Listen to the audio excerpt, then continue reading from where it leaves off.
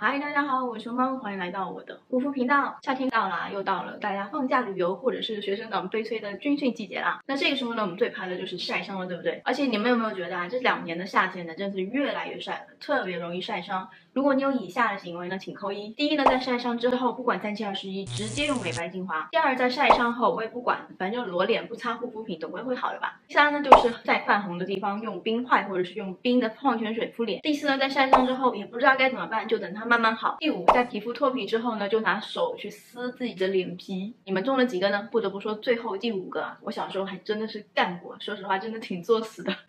那我今年说实话，我已经晒伤过1次了，就在我的小小的花园里面弄了1个小时的园艺。那天我可是有涂防晒的哦，然而还是晒伤了。不过呢，我很快就压制住了，因为在晒伤后的72小时就是修复的黄金期。那既然有素材了，就跟大家来实操一下如何在最短的时间内安全止损，快速的修复晒后皮肤。那我们就开始吧。那在开始之前呢，先跟大家说一下，如果你晒后啊有严重的泛红、脱皮和起疹子的话，不要犹豫，不要再看这个视频了，直接去奔医院。那好，接下来呢，我要说一下普通晒伤我们是怎么样做修复的，一共是有2步。第一步呢，就是即刻降温。晒伤后的皮肤呢，处于一个炎症的状态，所以我们马上要记得去给它做冷却的一个动作，要即刻马上去消炎。那我自己的做法呢，是用化妆棉来沾水去敷脸，这样的一个动作呢，尽量是在1个小时内就开始去做，并且呢，一次大概在5分钟以内，一天呢4到5次，特别是最开始晒伤后的6个小时，一定要尽早去湿敷。建议大家尽可能是去用大喷，因为每个地方它的水是不一样嘛，其实用大喷的话呢，会更加的安全一点。所以呢，去旅游去军训的小伙伴，你们除了带防晒之外，一定要带好大喷和化妆棉哦。晚上护肤的时候呢，我会用一些含甘草成分的精华去做消炎的动作，并且呢，如果你有条件，凝胶类的面膜可以敷下，可以冷却皮肤。之后呢，再用成分比较温和的乳液啊，或者是薄薄的一层凡士林，人为的呢去给自己皮肤做一个皮脂膜来保护它。以上的操作呢，大概3天左右啊，你的皮肤的炎症呢就基本上也就恢复了。那接着呢，到第2个阶段就是深层修复和排淋巴。这个时候呢，可以用一些修复类的精华，比如说白藜芦醇啊，或者是积雪草类的精华。在这一步的时候呢，仍旧不能用美白精华，因为美白精华对皮肤的负担真的是挺大的。正常皮肤的时候呢，皮肤也不一定耐受，何况在这个时候。那排淋巴这个动作呢，可以加速我们皮肤的新陈代谢，可以让晒伤的更快的好。但是我们现在的皮肤还比较脆弱，所以说呢，不要在脸部这样子摩擦，只要在脸的侧面呢进行排淋巴的动作就可以了。好了，我现在是晒伤后的第5天，给大家看一下我目前的状态。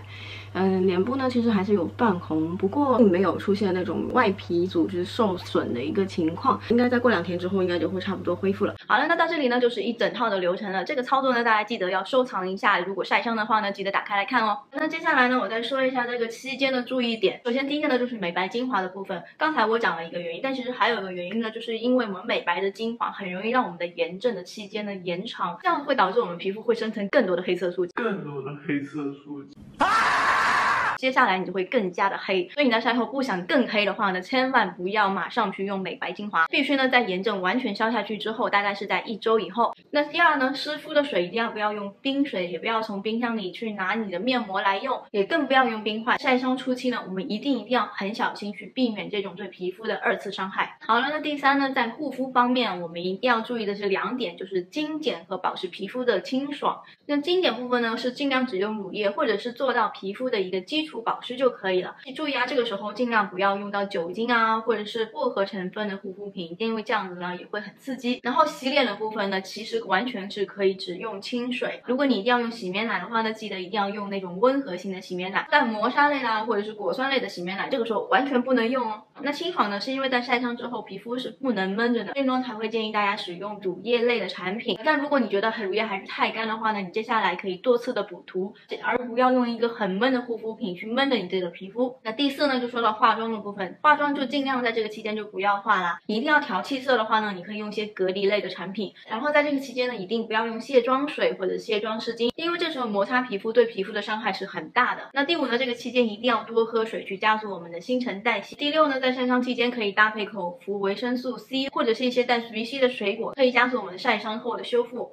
然后这些都全部都交给你了。虽然我知道晒伤之后一定会很糟心，护理起来呢也一定很麻烦，但是呢，只要根据我上面视频所说的做法啊和禁忌来走的话呢，我相信你的晒伤皮肤一定很快就会修复的。真的不要心情不好太担心哦。那好了，那今天的视频呢就到这边啦。如果你觉得我的视频对你有帮助的话呢，记得给我点赞和关注哦。那就这样子啦，拜拜。